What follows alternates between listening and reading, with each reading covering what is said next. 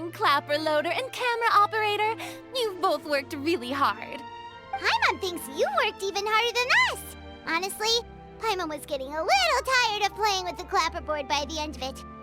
Worst of all, Paimon started having dreams of you shouting, "Lights, camera, action!" into Paimon's ears. The actual dream can't even start until you've yelled that. Hey, if anything, shouldn't I be more grand and delightful in your dreams? We've been through so much together, and that's how your brain remembers me? That's not Paimon's fault. We've just used the clapperboard too much lately. Anyway, what's most important is that we've wrapped the film. I'm pretty confident that we'll take first prize. Hey, no need to mention the official name. Wait, now that you mention it, if we did win the prize, would Farina just get a statue of herself? Come on, I don't need that kind of attention. Xavier can accept the reward on our behalf. But just imagine! Farina accepting the Farina Award and holding a Farina statue. I'm going back to my dessert now. You all can keep discussing that on your own.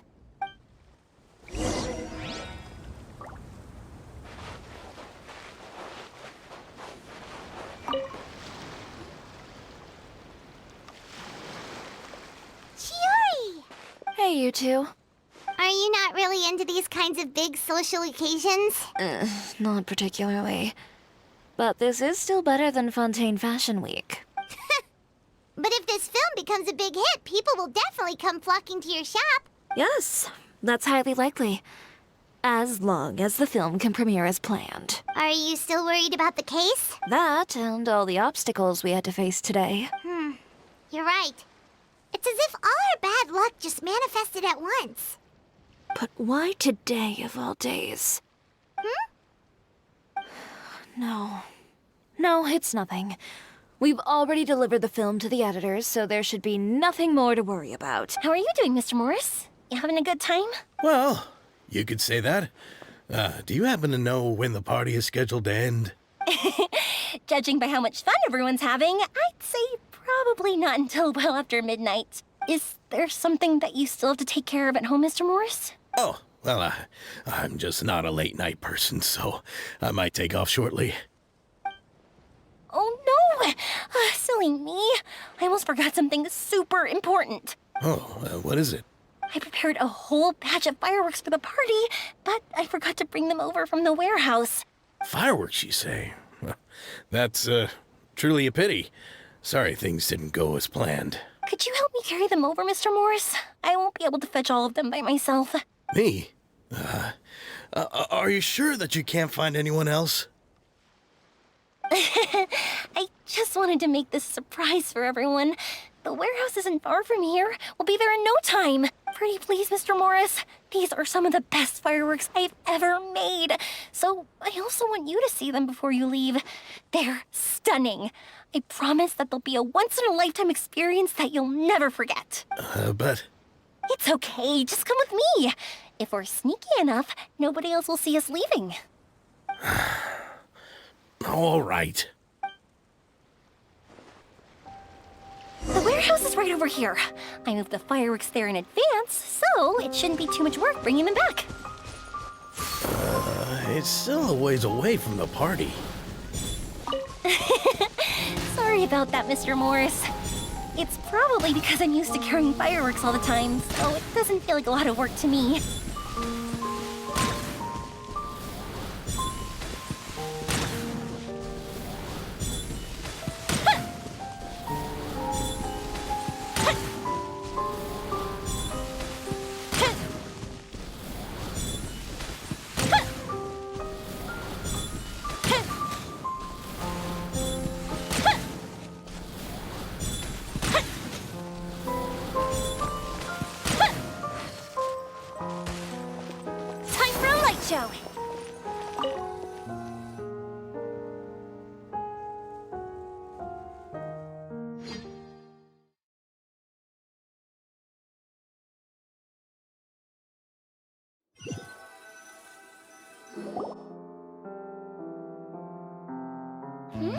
It's dark in here. Wait here, Mr. Morris. I think the light switch should be somewhere over here. Why did I have to get roped into this? Ah! What was that? Ah! Ah! Who's there? Get me out! Get me out of here! Did you really think you'd get away, Morris?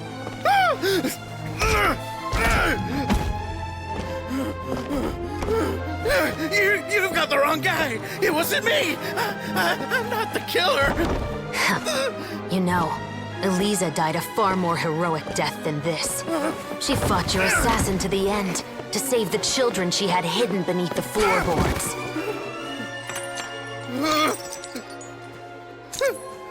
That is Eliza's pendant. The one with a photo of you two inside.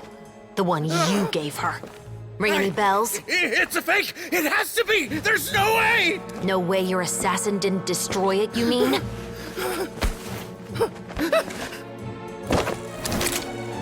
Did you ever love her, Morris? Or was killing her always the plan? No, please.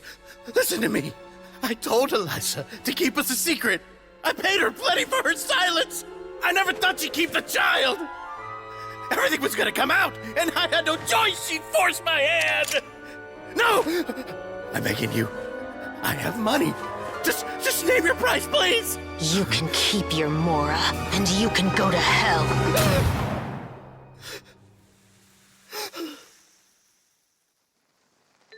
I'm Captain Shovraz of the Special Patrol.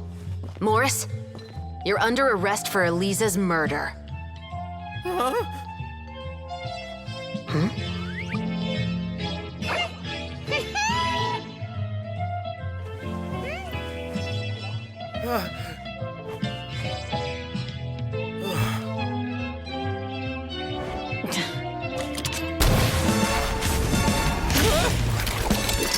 You're under arrest too, prop manager Veronique.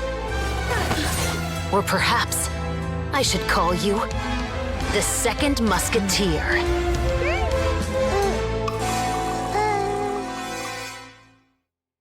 Wait, what's going on? This wasn't in the script. Drop the gun, Veronique. Why? Why would you keep me from exacting revenge on this heartless monster?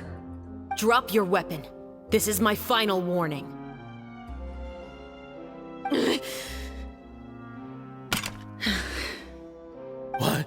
What is going on?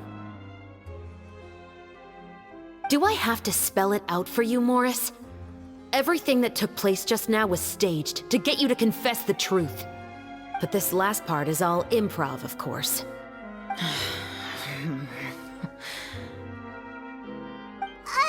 Shivers, you told us you wanted us to help you stage a play. You never said anything about the second Musketeer. It's because even I had no way to confirm my theory until now. Thank you for your performance, Yoimiya. Could I trouble you to go and bring in the other Special Patrol members? They should be on standby just outside. Oh, and please tell the other cast members not to worry about us. We'll be rejoining them shortly. On it.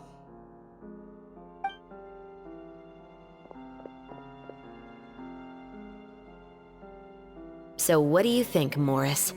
Care to talk about what happened 20 years ago?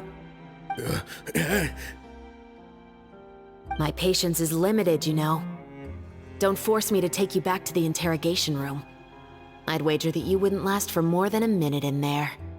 With the recording we made, you have no chance of winning in court. Cooperating with us now is the most practical move. All right. I'll talk. I hired an assassin to murder Eliza. She once worked as a maid on my family's estate. She was very beautiful, and after some time I fell for her. We kept our relationship a secret and carried out an affair for some time, but it wasn't long before she became pregnant. And if my parents ever found out, they would have stripped me of my inheritance and status, driven me out of my home. I also didn't expect Eliza to insist on bringing the pregnancy to term. She even asked me to leave my family and travel far, far away with her. She believed that you were truly in love with her. I didn't have a choice. I gave her a large sum of mora, told her to leave the family and to get rid of the baby. But then years later, she sent me a letter that there were photos of 2 children, and she even asked if I could find some time to visit them. Huh? 2 children? Paimon thought Baptiste was the only... you mean... Even if she had the children against your will, you could have just ignored the letter entirely. Why kill her? I had just gotten engaged to be married to an heiress from another wealthy family. So if anyone were to find out about Elisa, my life would be completely ruined. I didn't have a choice. No. You always had a choice. You just made the wrong choice. Again. Do you know how it feels to watch your mother be killed right in front of you? My brother and I were hardly even school age yet. We were hidden beneath the floorboards, grasping each other's hands like a lifeline. We were so terrified that we didn't even know we could ever take a breath. All we could do was to watch Mother try to fight back, and then collapse to the floor. Even after the assassin left, we were still too terrified to leave our hiding spot. We thought that he might come back. It was only until the next evening when we finally climbed out and gathered around our mother. But she had already become cold and stiff to the touch. You made up your mind right then and there to bring this case to light. Not only that, we resolved to get our revenge. And that's why you became the Musketeers. No, that's why I became a musketeer. The man from before was also killed by me. My brother had nothing to do with it. I figured as much. You did? I once told these two that he didn't look like a killer to me. His confession from that night also rubbed me the wrong way. I think what really tipped me off was, how could I not feel a sense of regret in him? He confessed faster than any criminal I've ever met, but he didn't say a single word about you. He insisted that he was the sole perpetrator in the case. But after the questioning ended, I disassembled the musket we dug up from his backyard, put it in front of him, and told him to reassemble it. Wanna guess how far he got? He had no idea where to even start. He's never touched a gun in his life. Based on that, I determined that he was not acting alone. He only surrendered himself to draw our attention and create a moment of opportunity for his partner. So, I decided to play along. And as expected, the second musketeer followed us without hesitation once she saw Morris get separated from the rest of the cast. Besides, why else would he call the novel The Two Musketeers? But how did you know it was Veronique? I figured it out the moment Baptiste told me his father's name. That so-called financial crisis was all just a ruse. He just wanted to sign up as the investor and then leave the film without any source of funding. After all, he has a vested interest in minimizing the reach of this story. It's really just the same thing as what he did to Elisa all those years ago. Human scum. But then Xavier pulled out all the stops and got the film made against all odds. Morris couldn't have that. With the killer in custody, he figured it was safe to act. And so he came to visit the set today, just as I expected. Wait, so you were behind all those mishaps today? As for the identity of the second musketeer, I assumed they'd probably stay close to Morris and look for an opening. And if they already knew that Morris was the film's investor, then that narrowed the list of potential suspects as well. Furthermore, being the props manager would allow the culprit to avoid scrutiny by purchasing mechanical parts in the name of the crew. With that hypothesis in mind, I went back to check Baptiste's orphanage adoption records. Guess whose name I saw on the same page, just a few lines from his. My brother. He trusted you. As in, he trusted me to perform the deed on his behalf? He trusted you to stand on the side of justice. I am. I thought you could do it as well. Oh, the look on your face when you told him to go to hell. I really thought you'd put a bullet in his brain. You know what he has done. Are you telling me that you'd rather see him spend the rest of his life living like a king in the fortress of Meripede? I will never be able to forget the feeling of my mother's cold, lifeless hands.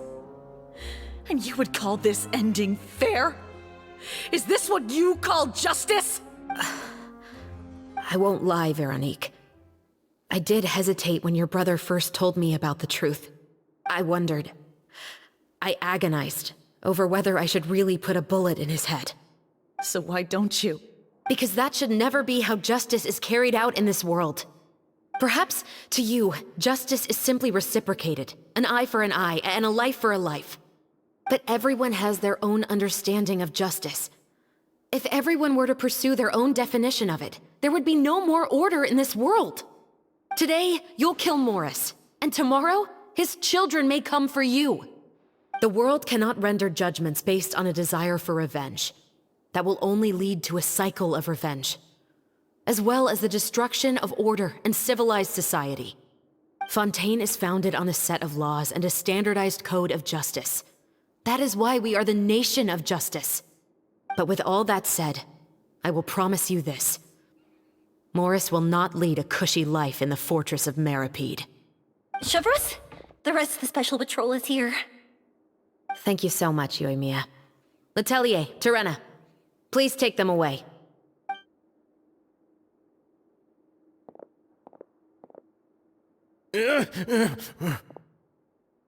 I still can't agree with your reasoning.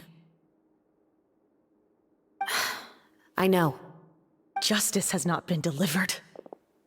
At least, not today.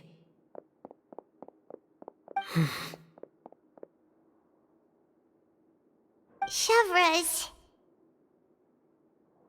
Let's go. We should give an explanation to the crew.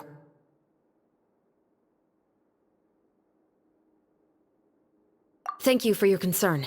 I'm fine. I'm just thinking about the things in life that have driven people to take justice into their own hands.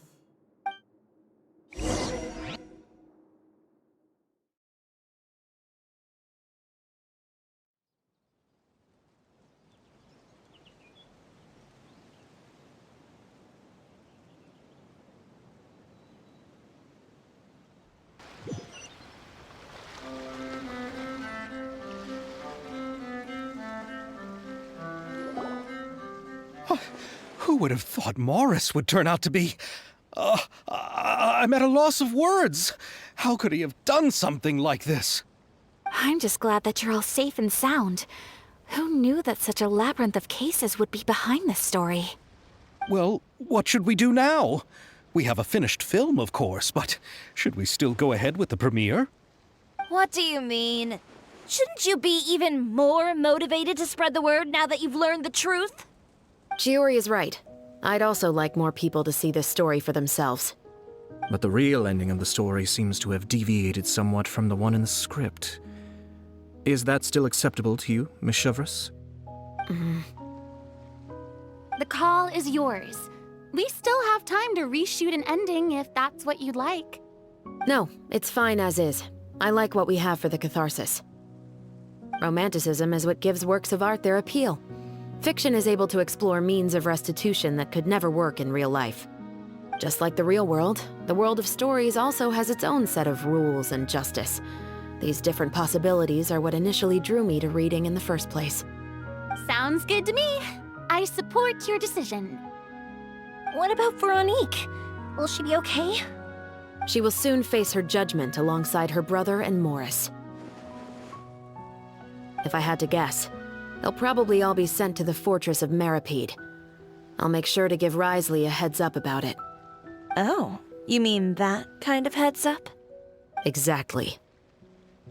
Ahem. All right, then the matter's settled. Now that everything's been taken care of, there's no reason for us to keep looking all gloomy and grumpy. Let's get back to the feast and enjoy each other's company. We'll be starting the post-production process tomorrow. You should join us, Chevreuse. You missed the first few hours of the party, didn't you? All right. Count me in. Then I'll wait for you over there. There's still some good news that I'd like to share with Chevreuse. Traveler, Paimon. Could you wait for me by the sea after the party ends? I'd like to go on a brief walk with the two of you.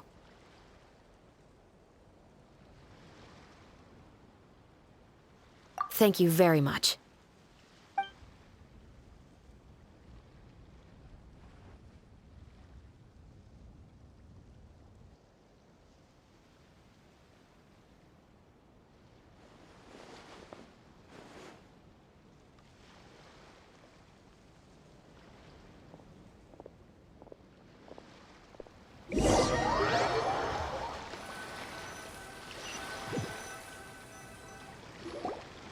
Sorry for the wait.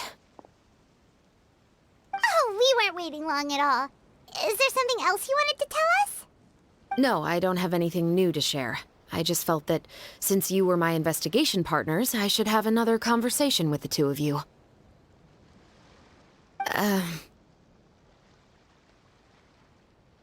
Traveler, how would you have responded to Baptiste's request if you were in my When I was young, my father often took me here to swim. We'd come rain or shine, even when it was freezing cold. He told me that swimming was the best activity to train one's strength of will. You could never give up before reaching the shore, especially when the water was cold. Oh? Why's that? Because the moment you give up would be the moment you die. At that point, I still hadn't received my vision. One winter, the chilly wind felt almost like knives on my skin, and the seawater was so frigid that it numbed my toes the moment I stepped in. I cried and begged my father to spare me from having to swim across, but he wouldn't listen. He used to be a member of the Special Patrol as well. You could say it was his way of educating his children. That sounds awful. When he saw that I wouldn't stop crying, he just picked me up and tossed me into the icy water. The bone-chilling cold took away my senses. I couldn't feel anything but fear and rage. I waited for my father to save me, but one look and I knew he'd already started swimming for the opposite shore. I realized that if I were to give up, I really would die right then and there. I used all of my strength to try and catch up to my father. Those few minutes felt longer than my whole life up until that point. I did, however, make it to the other side. I've never felt afraid about anything in my life after that, nor have I ever cried again. That way of teaching would have never worked on Paimon. Yeah, I don't think that was the right method for anyone. It's just that, working now as I am in the pursuit of justice, I still sometimes feel like I've been tossed into that winter sea all over again. The anger and the helplessness. Chevras. But the worse I feel, the more I know to never give up. The alternative would be to forever lose myself among the waves. Anyway, how about a race? Neither of us will drown, but we can still see who swims faster. You guys go ahead! Paimon will grab the clapperboard to mark the start of the race.